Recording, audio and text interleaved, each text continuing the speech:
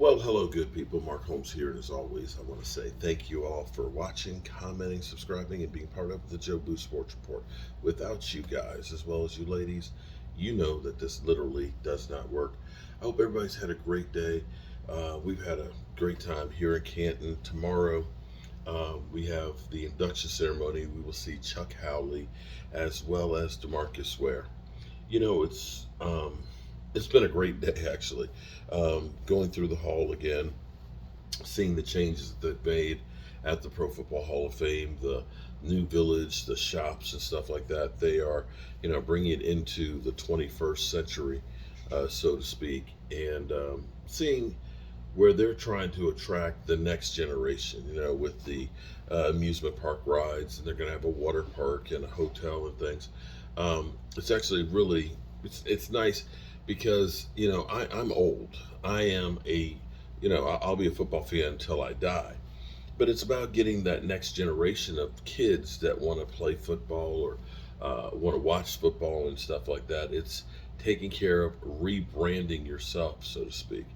And I know that a lot of Cowboy fans out there, or younger people that never witnessed a Super Bowl for the Cowboys, or understand like I do because of the age that I am, the greatness of a lot of the Cowboys that are there, and going through the hall and looking at the bust again and seeing all of those greats. The Cowboys will have 22, I believe, Hall of Famers with DeMarcus Ware and Chuck Howley in there.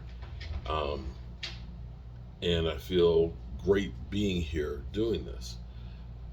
Football is a sport that is like none other. It's truly the greatest sport in the world, at least in my mind.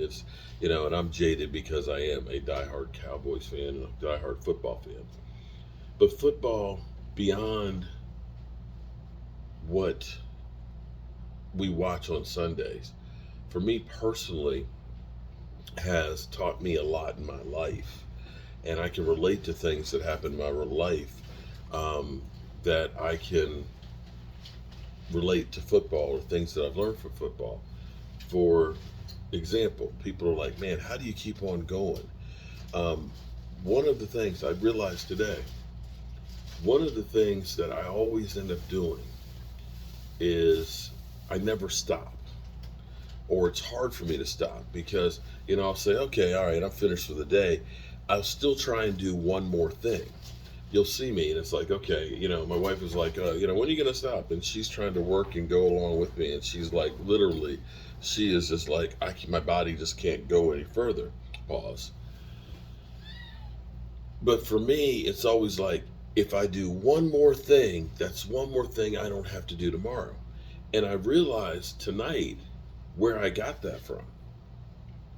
I can relate thinking about what happened with Nick Sirianni and Jalen Hurts. Coach's job beyond the X's and O's also is about motivating the player to do everything above and beyond. That you get your mindset that there's never give up. And what may have happened, I'm giving you guys, I'm giving you Eagles a pass on what may have happened, or the possibility. Because I'm going to give you a story, a true story that happened to us. And I've said the story before, but it was kind of like a light bulb came on tonight, listening, thinking about all this. But we were having a practice, and it's 2-a-days, okay, at JMU. We had Omni Turf there. It's in the mid 90s. It's so hot that you're seeing the waves of heat coming off the field, so it's hard to see the other side. We would always run gassers. Gassers would be you run from one sideline to the other and back, to the other sideline and back. So basically you're running 50-yard sprints, back and forth. And we would run, 5 or 6, maybe, bad practices, maybe 10. And Coach Persicki seemed angry that day in practice. And we're running our gassers. He's like, "Y'all are dogging it," and he's faster, faster. We're huffing and puffing. It's hot out. It's hot. Y'all don't understand the struggle, because this is the second practice. This is a 2-a-day. So then he tells us to get to the end zone. And we start running gassers end zone to end zone. These are sprints. These are, boom, you're running 500 yards in full pads. We did 2 or 3 of those, and we were really sucking for air. And from there, he decided, it ain't good enough. It ain't good enough.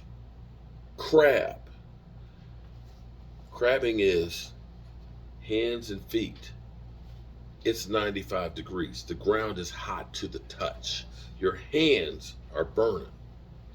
Your arms are burning because they're holding up your weight where you've got about 20 pounds of pads and stuff on. You are dead tired.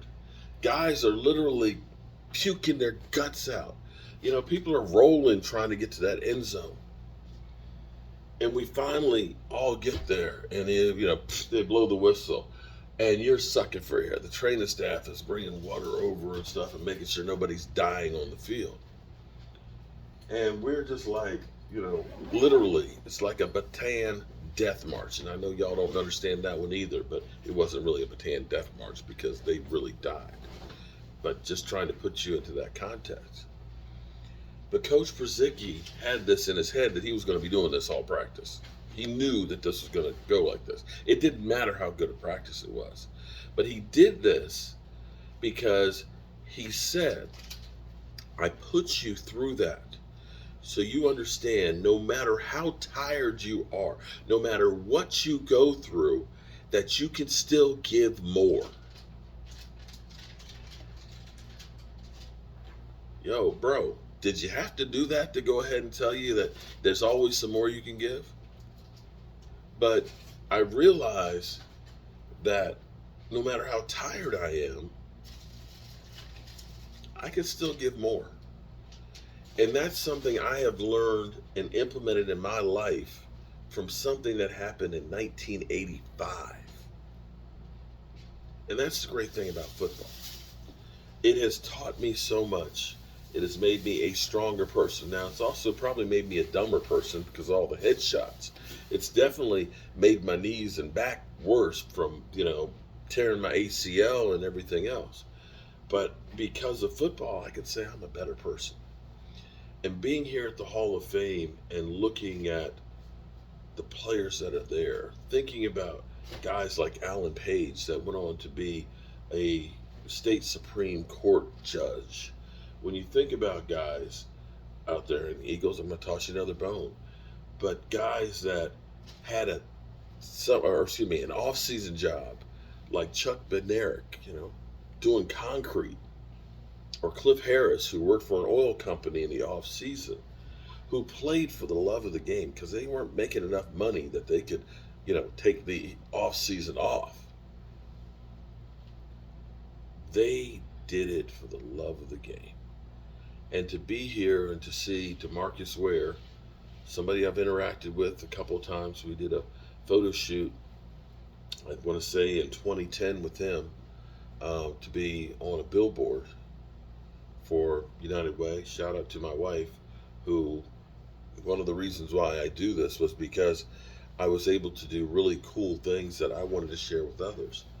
But seeing DeMarcus Ware going into the Pro Football Hall of Fame, it's a beautiful thing. Incredible individual, gives back to the community, and is a great person and one hell of a football player. And there's so much of that history here. Every one of those guys that are in the Pro Football Hall of Fame have a story. And for me, I go to autograph signings and I spend money that, getting autographs, and I give it away. I do that because of the sacrifice that so many of these guys made, that at this point, a lot of those older guys, they didn't get a pension, they didn't have a lot of money, or they didn't make a lot of money. And those guys are getting old, and we don't know how long those treasures are going to be around. Rayfield Wright, I saw him here 2 years ago. Just 2 years ago. And I looked and then I said, Rayfield Wright, man, that guy, he looks great. He looks incredible. I ain't got to worry about him. He died 6 months later. And so I go to those autograph signings, and if I could probably need both hands to count the times that I've gotten Bob Lilly's autograph. But I do that because to me, that's honoring some of the greats and making sure that they are not forgotten. In the end, that's the sad thing about football. Very few of those guys out there in that field are remembered for long. Your time in the spotlight is short lived. We love you while you're here and doing great things, but you're soon forgotten as the new guy comes through. And that's sad. But I'll say that being here and doing this trip, hanging out with my man Game Time Brian, who is kind of like, we're like that married couple almost here, you know, hanging out and really getting to know him and hanging and stuff, and doing the live stream tonight with Space Cowboy Media. Definitely check out both of their channels and, give them a like. We get him to 500. You're only 125 away. He's got to eat the chip. Is the perfect way to start the season off. It really is, to see one of the greatest Cowboys, all-time leading sack leader, get inducted into the Pro Football Hall of Fame, and seeing, when I think about this, how incredible it is. Chuck Howley, I know you guys don't care. Y'all talk about 5 rings. Y'all don't know nothing about the guys who did it. But for Chuck Howley, who was so dominating against the Colts, a game that the Cowboys ended up losing, was the MVP.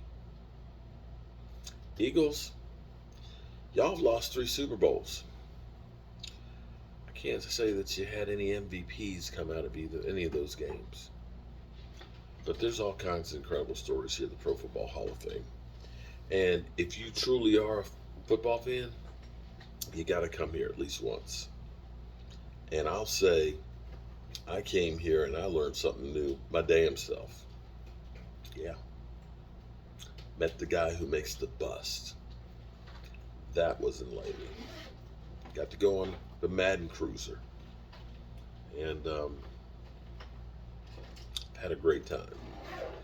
So remember, good people. Tell the people you love them. You might not get the chance again. I love you, Brian. I love you too, Mark. Okay. Pause. I love you guys. And have a great night. And tomorrow, we'll be at the induction ceremony for DeMarcus Ware and Chuck Howley. Peace.